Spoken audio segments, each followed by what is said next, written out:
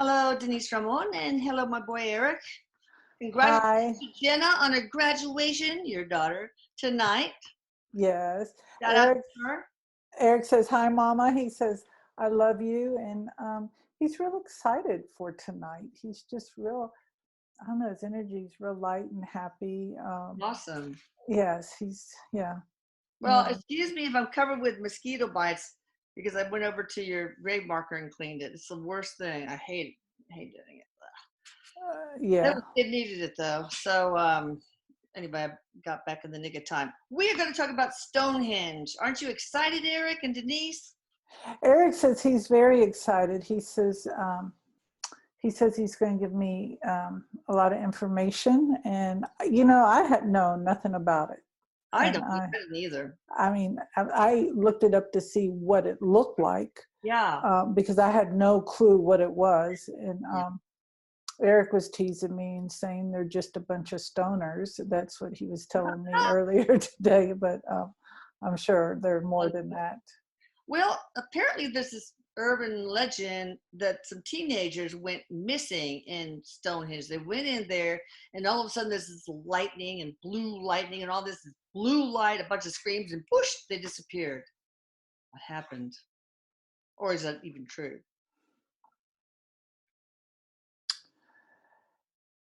Eric says it is, but he's showing me how they went into, he says it's very magnetic over there. The energy and stuff. He says even people that go in there, they can feel the energy. It's just very magnetic, and the way he's showing, having me feel, it's the vibration is just real amazing feeling. But and I'm just sure I'm getting a little tinge of what it feels like over there. But he says those kids went into like I want to say like a portal, because he's showing me like blue energy or blue light. It was like a portal they went into another dimension, is what Eric says. Like a portal. A portal is more accurate. Is it only when things are aligned star wise and all that when this portal is open?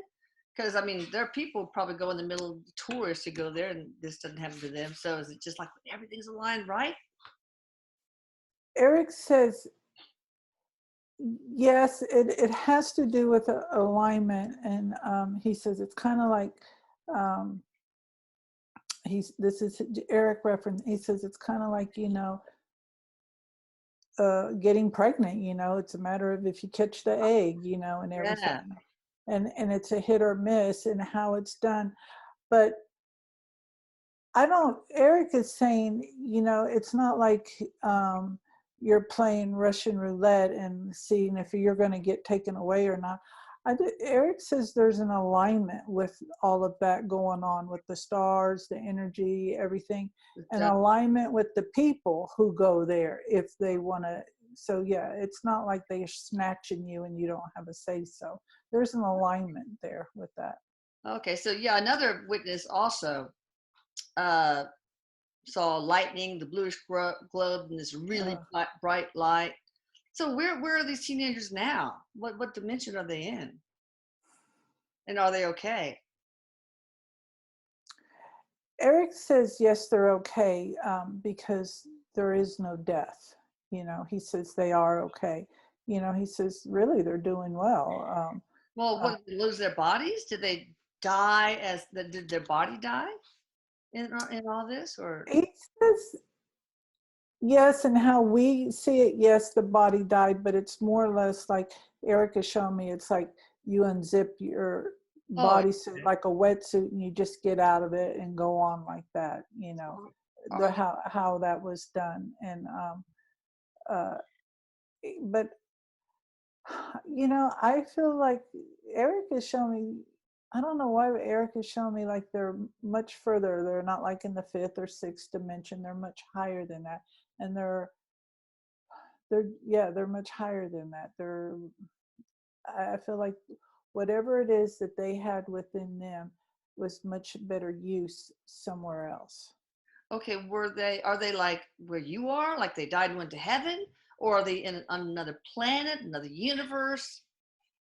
Eric says, um, No, they're not where I am, because where I am is different than, but he says it's almost like, but they bypassed, because everybody bypasses. It's like, he says it's like Grand Central Station in a sense.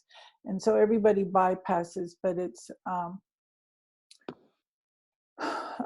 because he says nothing here is a secret. So we all know everything, but Yeah. I, I feel like they went into another, would it be universe, I guess? Okay. Eric is saying more like galaxy, another galaxy, I guess, is where they went, because he says there's so much beyond what we're aware of. Yeah. So this was meant to, well, some people think it's like it's a computer kind of to predict eclipses and other things. Of course, maybe it's more than that. Maybe it's also a portal, but is it, does it predict eclipses and other phenomena by the alignment and when the star peeks through there and so on and so forth?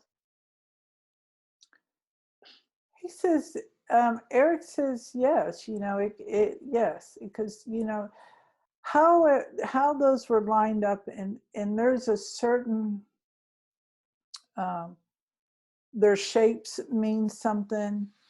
The energy in them is just tremendous, is what he's showing. And the energy that puts off, he keeps saying magnetic. It all, because everything is energy. And when the stars and everything line up, and the moon and the sun, all of that is working with that. And it does help. It helps with, Eric says it also helps with climate. And What do you mean it it helps with it? um, he says it's a way of tracking how the climate's going to be.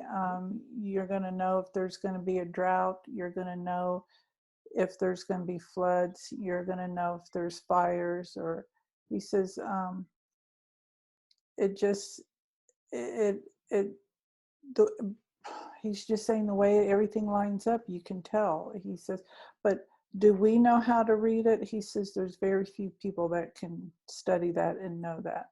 Okay. All right. So I'm wondering how, oh, well, do people, current humans, anybody here on Earth know how to interpret that, or was it just those people back then? Eric says there are more people learning more and more about it, because some people, there's a direct link as to why they're studying it and knowing so much. Like there's DNA connection or something, why they're so intrigued by all of this. And also the energy from it. He says they may not put two and two together with that, but they're studying and they're learning more and more about it, because they're starting to figure it. He says it's almost like it's in code. They're figuring things out. Interesting. Mm-hmm. Wait, back to these teenagers. Are they still, or like, do they have a different body now? Do they look like aliens? Are they just free spirits? Are they still alive? Well, but in another kind of incarnation in another universe, galaxy, or whatever. Is what their moms do.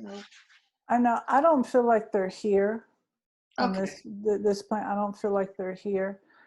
Eric is like, they're definitely not lost, and Eric is showing me that they're definitely like, they're doing, they're spending their time in doing good works. Like they're doing something that's benefiting everything. Are they aliens? He says, um, Eric is saying not in what we might think is aliens. Yeah. Eric says, Okay. yeah. But they exist in another incarnation elsewhere, not on Earth, maybe in Mhm. another universe, galaxy. Okay, that's good. Now, how was Stonehenge built? I mean, some people think it's built by some giants, because some of the stone looks like it came from Africa. Okay, and that it would it would have had to go, over such a long distance. Or did the aliens have some sort of technology to be able to lift these and put them into place, or both of the above? Because Eric has shown me how heavy it would be, um, to carry them. Erik said it took a village to do this. Okay. And when he says that,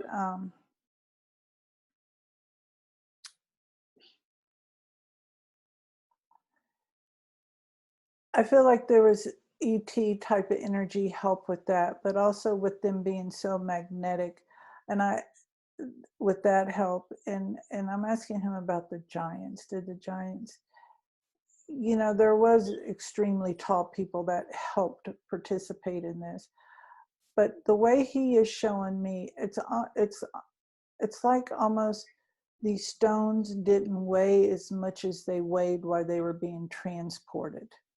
And then wherever, I don't know, however they got to where they are, then everything was put in. And I want to say, when I say everything, like,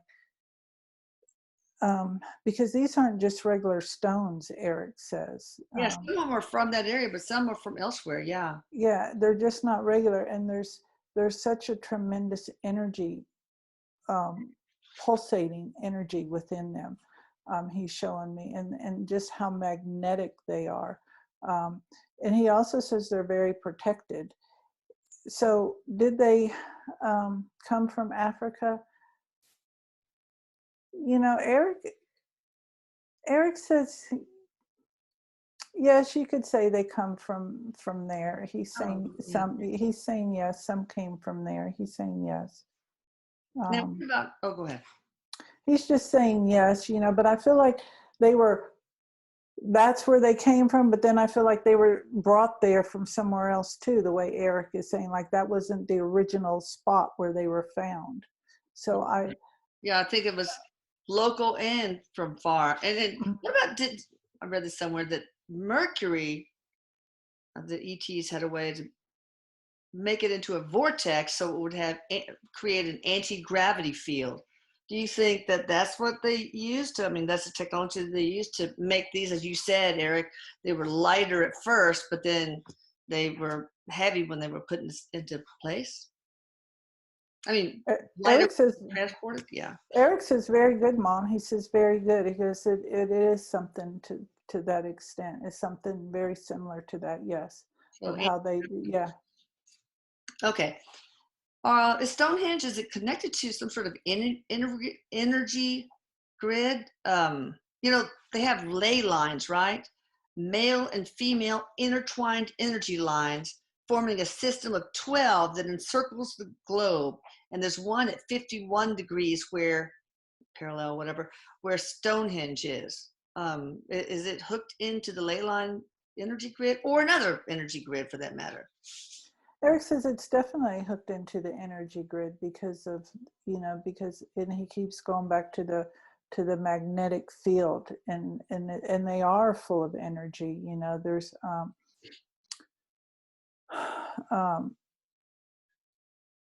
he says if you just touch it and just sit there and touch it, people feel the energy pulsating.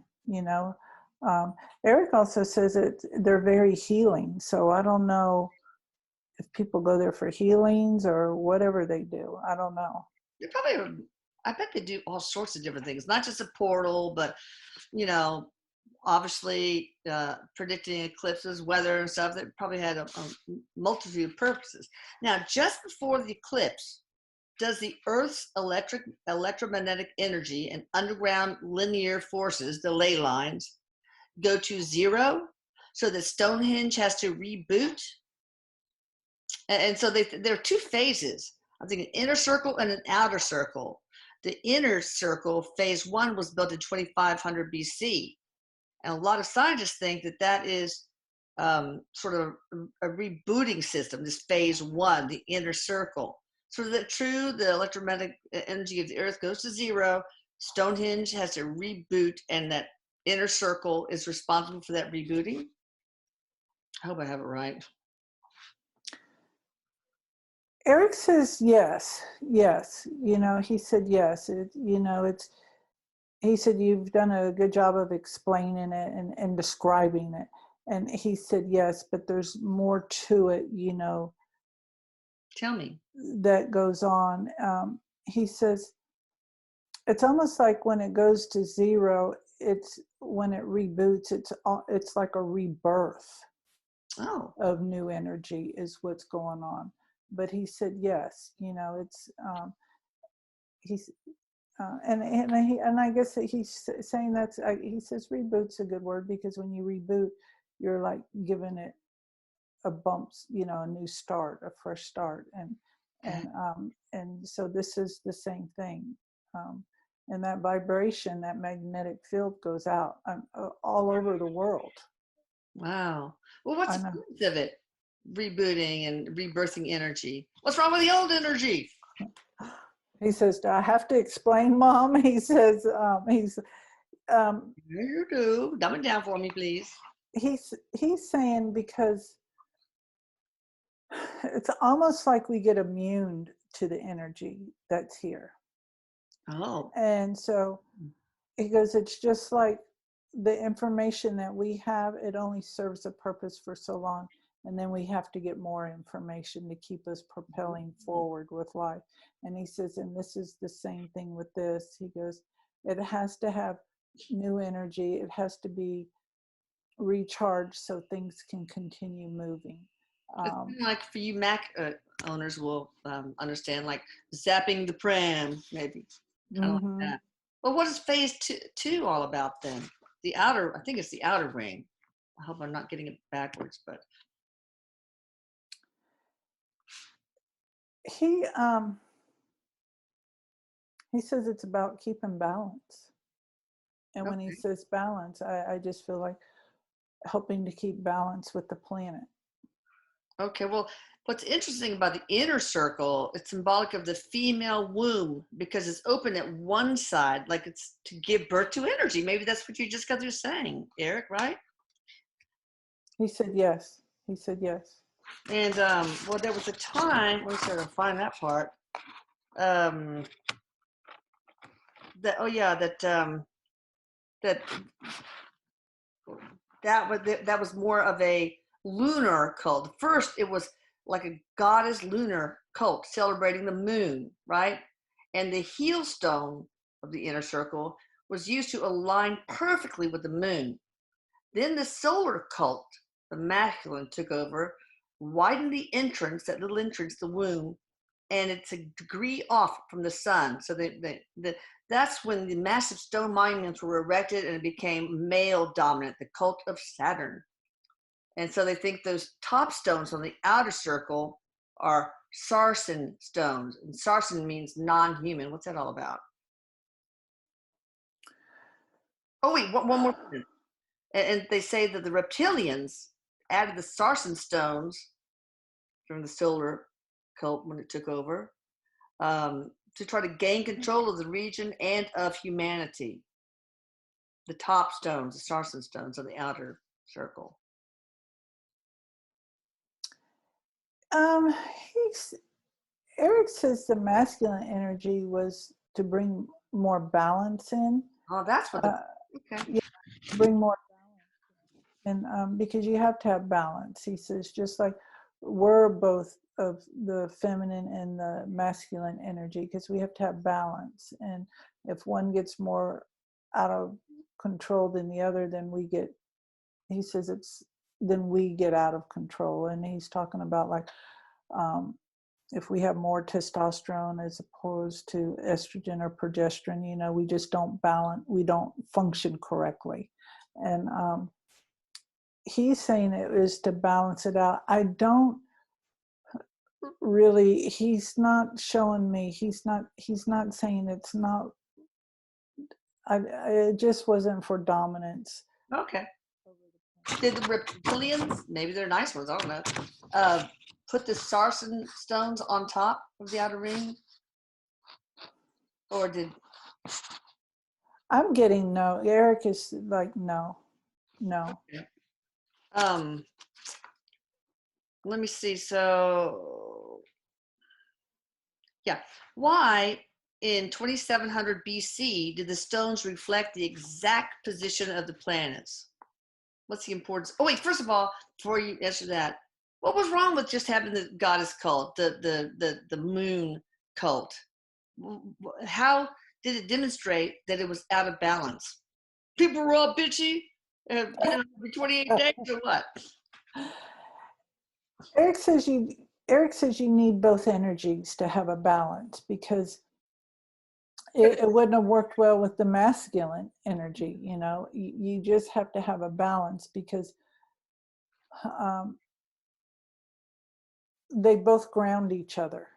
Well, what would I have noticed if I were back there when there's not the outer ring, the solar cult took over, but I was when the goddess lunar cult was uh, and unbalanced with any masculine. What did it look like to me? What was the negatives? Eric says he says it wasn't that it was negatives, but it's just that the energies in your bodies weren't functioning well. The energy that you're picking up from that, he says, it's almost like you were walking side, tilted, because things weren't going well. And he says, but that's because of the awareness of people, I'm going to use, started noticing that there was their awareness just started tuning in more, and they needed more of this, especially on this planet. Oh, okay. Of the balance of that, because Eric says this planet is designed to have both energies. Yeah, and the ley lines are intertwined, male and female. That's kind of interesting. So maybe there was more illness. I mean, if your energy is not quite aligned, maybe there are certain things that happen when your energy is not quite balanced. Eric says definitely. It's you're not able to achieve, and you don't function clearly, like on what he's showing me is like your thoughts are not functioning clear enough, so you're not as creative, you're not as inventive, you're not as in touch and in tune with everything going on. He said, so you need more. So Eric is laughing, he goes, so you need us males, is the way he's showing me. But he says you need that in order to get more creative, just like the male energy needs the feminine energy to do what they're doing. That makes sense. So how was that decision made to do the male energy, the outer ring, the Sarsen Stones, the solar cult? Who made that decision? Eric said God. Source did, huh? Yeah. Well, who erected the outer ring?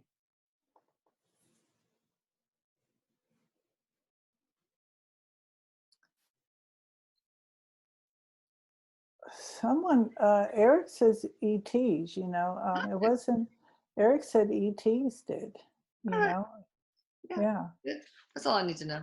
All right. So why, back to this question, in 2700 BC, did the stones reflect the exact position of the planets? Apparently that's not very common. Why, what was that all about? Eric says it's because of the way the energy in the stones, and and because they're so powerful, and when they're aligned with the planets, they're the energy from the planet to the stone. There's it's sending off some type of magnetic wave, and it's even real powerful when that is going on.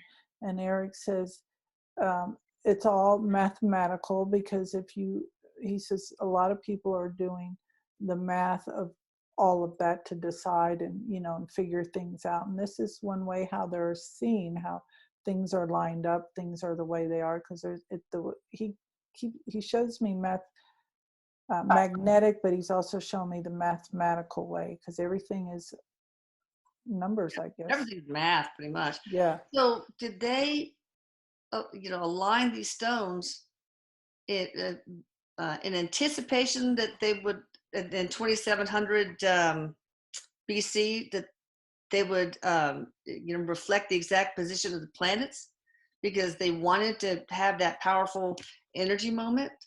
they plan the placements of the stone because of that?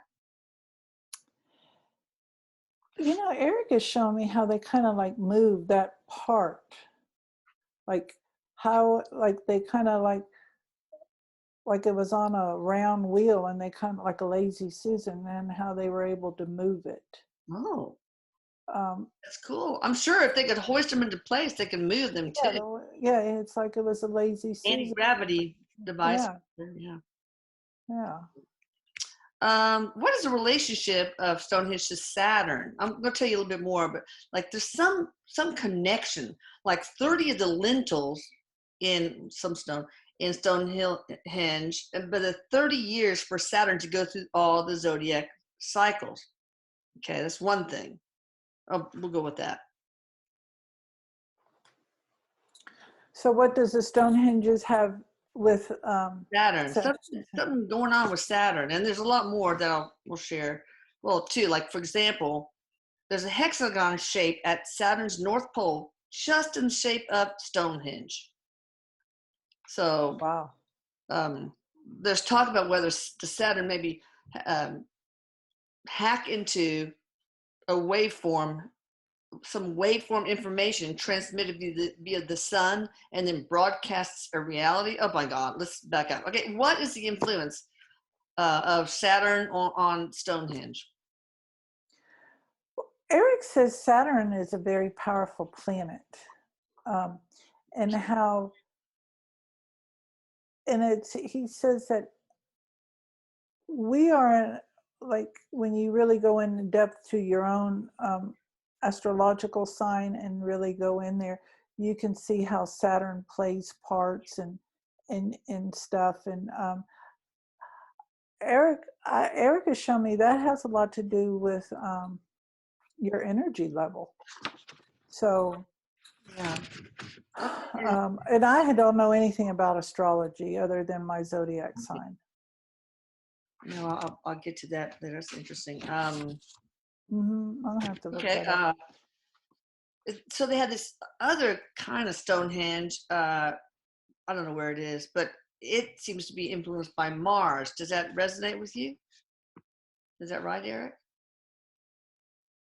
He says it all has some, they all have some, because it's all connected. He says definitely. He says we don't have these little planets, and he's just spitting them out like this out there, and they're just there for nothing. Okay. He says there's a direct correlation between the Stonehenge and other things. They have their, because their energy, and we rather we're conscious of the energy that we're getting from it or not. He says there is something there for us. And he says, and a lot of people who are really, where astrology is their thing, they really know about what these planets do for us. Yeah. All right. The horizontal lintels on the tops, they think, create a circular stream of energy, and every third or fourth cycle, the energy spins off toward the heel stone. That's one of the outer stones. It kind of sounds like CERN. The what do you call it? Um, the what do you call it? Collider, the particle accelerator. Um, is that true? That the horizontal lintels are this energetic thing on the tops. It creates a circular stream, and then every third or fourth cycle, energy spins off, goes to the heel stone, toward the heel stone, toward an outer stone. He said yes. Yes. Is that why what CERN comes from? I mean, is that built on because of the information scientists got from Stonehenge? Can you repeat that question again? I'm sorry. Is that where CERN whoever made CERN, the collider, particle accelerator, whatever it's called, did they get their technology in part from Stonehenge, or did they make it up from fresh? No, he said no, they didn't make it up from fresh. And that's the thing is, when he says when you get in tune with your own energy and stuff, you come in alignment and start things, then you're in a space where you're expanding, and you're able to think outside of the box and allow information to come in. And Erik says all of our information is channeled, whether we believe it or not, it's What, channeled. did they get the information from ETs? I mean, even if it was direct contact with ETs or whatever, or did they reverse engineer technology from ET stuff? Erik says there was a lot of studying, so I feel like they studied a lot. Um, Of what?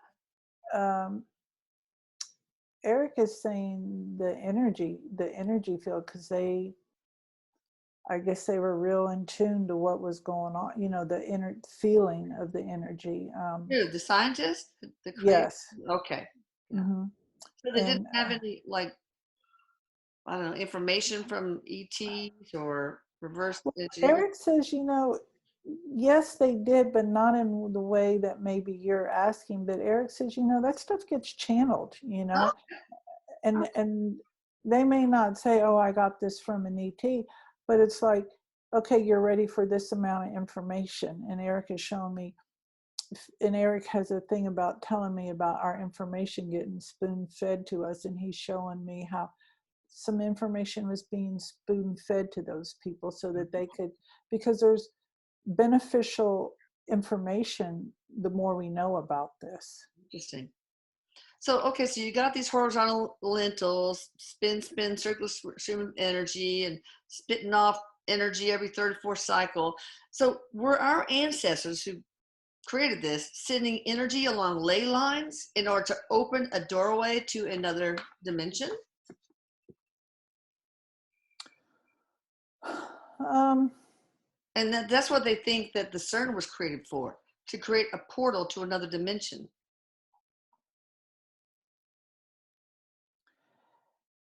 yes, but Erik says they weren't doing it like for a hideout. They were doing it because that's just what was the next best move to make. It's like, Who are you talking about? Current people?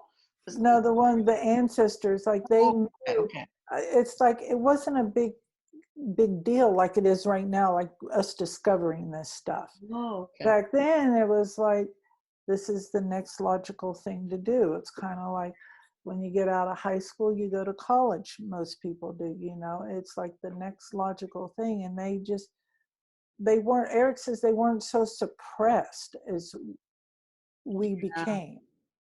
Well, I mean, did it? The energy stream that spins off every third, fourth cycle to the heel stump, blah, blah, does it open a doorway to another dimension because of the energy traveling along the ley lines? Erik says, yes, it does, and yes, it can.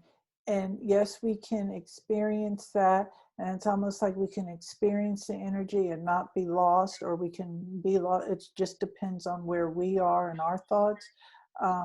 But he said, definitely, yes. He says, he says, definitely.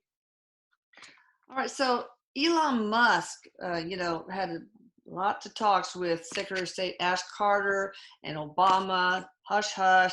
And a lot of people think that he was invited into this very secret space program because, and Elon Musk was talking about taking 80,000 people in a ship to Mars, to one way, right?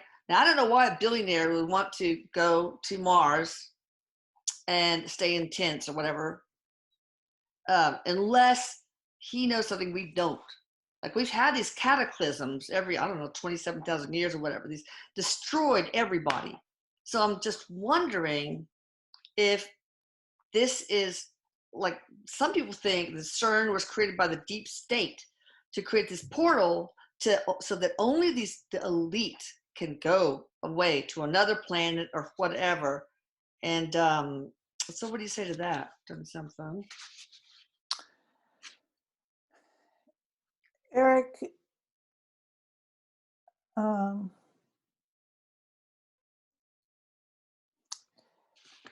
he's he's just not, he says, no, that's not what it's thought of. And he says, the deep state or whatever those people are, they're just not as smart as people think they are. And he says no. And he says, and the bit about that guy wanting to take 80,000 people to Mars, he said some of that was kind of a show off because of his money. Okay.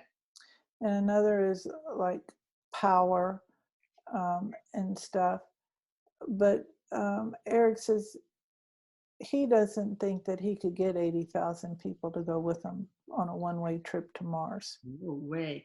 Well, I mean, if you knew that the meteor was going to come and destroy the civilization, maybe. But so, is there some sort of planning to save a few of the global elite to repopulate our civilization should a cataclysm occur? Erik says, Mom, you got to understand, they're going to die off one day, so Who's there's that? a lot, the elite, those Oh yeah, people. yeah. And I'm not picking on any gender, but Erik is just showing me more of a masculine energy, and I'm sure there's feminine energy, females involved in that as well. But he says, of course they live in paranoia and fear, because otherwise they wouldn't be doing whatever it is that they're doing. But they don't know of something specifically. I get they just like, No. in case we better have an off ramp, leave the peons behind.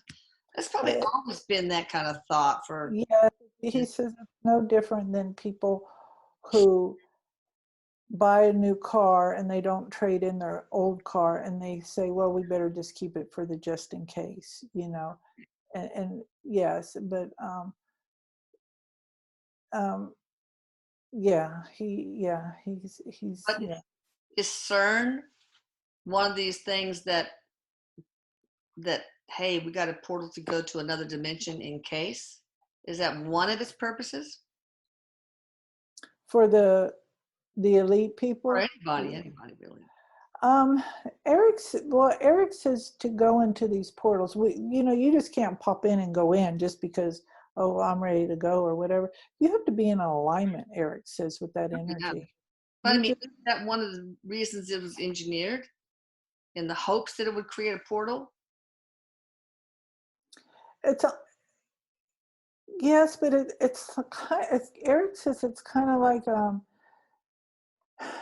the door's open for everybody, for anybody that wants to go, but you have to be in an alignment. It's almost, it's kind of like people who can see energy. If they can really close their mind and shut it down, anybody can see energy, and it's just about who can see it or who can see ores. It's about Yeah. getting in alignment with that, but just not anybody can go there. But Erik says the portals are, it's like having an extra room to go into or whatever. He says it's, So um, teenagers, they were in alignment. That's why they just. Erik says they were in alignment, very much in alignment. Yes, very much so. I'm just going to do a few more questions, and I think we'll just do a part two. We won't do a full hour. Okay. Now, do the stones influence time and manipulate time? Since we all know that time can bend forward and backwards, are they able to do the stones able to do that? Erik says they influence that. Okay. They Now, influence that.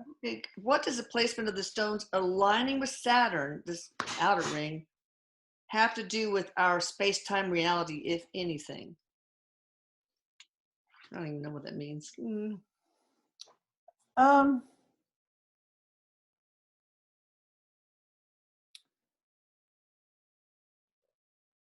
the rings, and how Erik has shown me the rings around Saturn and how the stones are. One of the rings, it's like in the stones, it's like it helps keep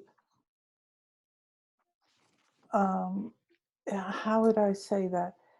It helps keeps things in alignment the way, because the energy from the ring around Saturn and the energy of the stone. And Erik says it almost like it kind of helps to recharge the stones too, the Oh, magnetic field. It's the way he's showing me how it is. Yeah. okay. Almost finished. Uh, Hmm. all right.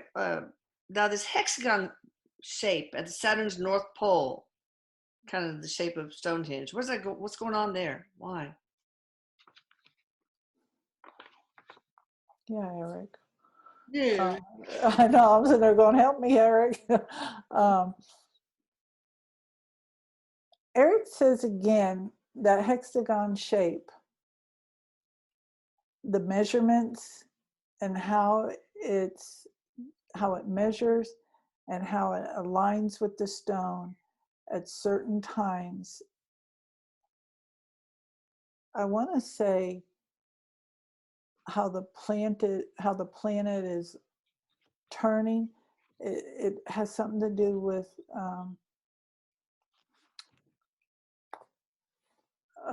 the alignment of the planet of somehow, and it's almost like we're shedding some more skin in a way, and it's like we're getting awareness of more about us. Um, we're growing more intellectually, and sometimes Erik says we're growing a little bit faster than what we are mature enough to handle. Mhm. And I feel like he's talking about technology and stuff like that. Um, and it also has some form of healing properties. I don't, yeah, yeah. That's great. Now, can you tell me what were the main races of aliens involved in the Stonehenge project? And that's the last?